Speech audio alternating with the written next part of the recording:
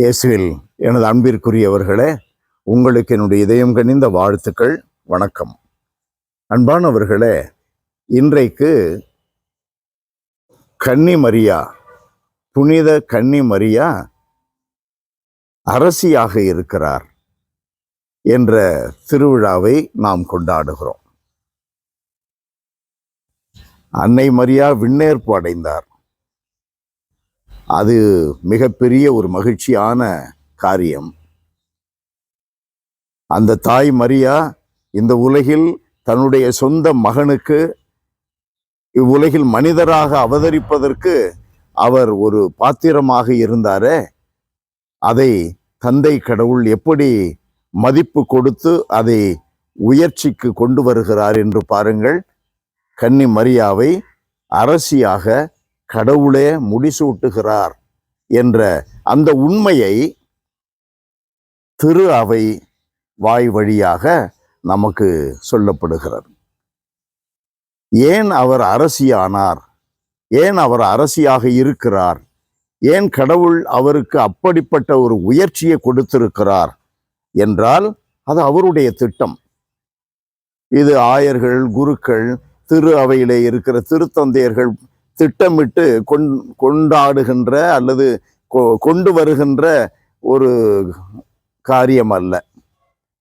இது கடவுள் அப்படி திட்டமிட்டு இருக்கிறார். அவருடைய திட்டத்தில் பாருங்கள், அவருடைய சொந்த வார்த்தைகள் கபிரியேல் தூதர் வழியாக பிறக்க போகின்ற இயேசு யாக்கோபின் குடும்பத்தின் மீது என்றென்றும் ஆட்சி செலுத்துவார்.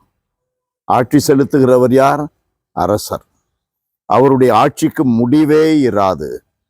அவர் பெரியவராயிருப்பார். உன்னத கடவுளின் மகன் எனப்படுவார். அவருடைய தந்தை தாவீதின் அரியணை ஆண்டவராகிய கடவுள் அவருக்கு அளிப்பார். இப்படிப்பட்ட வார்த்தைகளை கத்தோலிக்கர் அல்லாதவர்களும் வாசிக்கிறார்கள் தானே. இது கடவுளுடைய செய்தியை தானே கொண்டு வந்திருக்கிறார். இவர் கூட்டவோ குறைக்கவோ முடியாது. கபிரியேல் தூதர் அவர் அரசராக இருக்கிறார். அரசருக்கு இடம் தருகின்ற மரியா அரசியாகத்தானே இருப்பார். இது கடவுளுடைய திட்டம் அல்லவா? அந்த கடவுளுடைய திட்டத்தின்படி அரசியாக இருப்பவரை, விண்ணேற்பு பெற்றவரை குறைவாக மதிப்பிட முடியுமா? அரசியாக இருக்கிறார் என்றால் ஆண்டவர் இயேசுவை ஏற்றுக்கொள்ளுகின்ற ஒவ்வொருவருக்கும் அவர் அரசியாக இருக்கிறார். ஒவ்வொரு குடும்பத்திற்கும் அவர் அரசியாக இருக்கிறார்.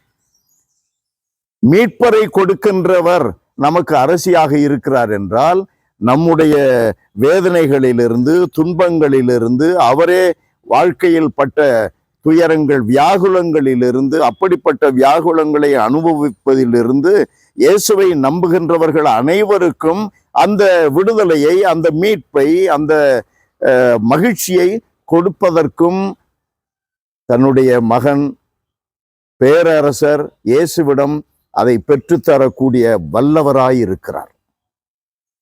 அன்பு நிறைந்த எங்கள் கடவுளே, உம்மை போற்றி புகழுகிறோம், தாழ்மையோடு ஆராதிக்கிறோம்.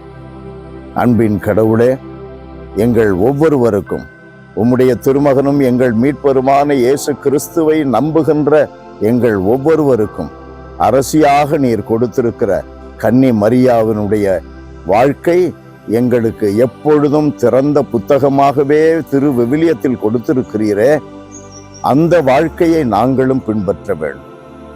நாங்களும் அன்னை மரியாவை போல இயேசு மட்டுமே எங்களுடைய மீட்பர், இயேசுதான் எங்களுடைய ஆண்டவர், இயேசுவனுடைய சகோதரராக, சகோதரியாக, தாயாக இருப்பதற்கு நாங்கள் உம்முடைய விருப்பங்களை எல்லாம் நிறைவேற்ற வேண்டும். அன்னை மரியாவை போல நிறைவேற்ற வேண்டும்.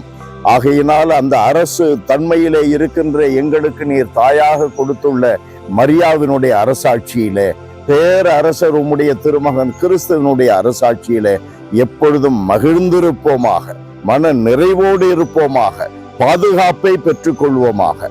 இயேசுவின் நாமத்திலேயே ஜெபிக்கிறோம் பிதாவே. ஆமென். ஆமென்.